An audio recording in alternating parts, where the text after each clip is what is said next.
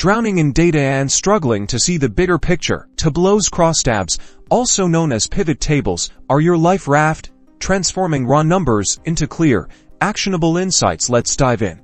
First, open Tableau and connect to your data source, whether it's Excel, a database, or something else. Now, drag the dimension you want to use for your rows to the rows shelf. Think categories, like product type or region.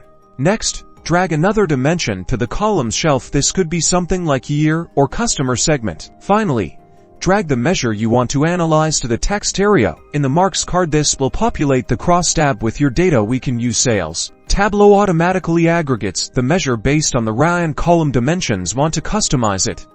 Click on the measure in the marks card and select a different aggregation, such as average or sum. To enhance readability, you can format your crosstab. Right-click on a row or column header to change the font, size, or alignment. Highlight key trends with color.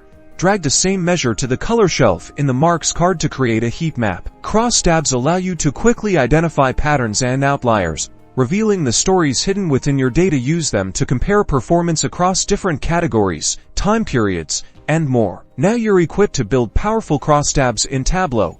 Go forth and conquer your data. Don't forget to like and subscribe for more Tableau tips and tricks.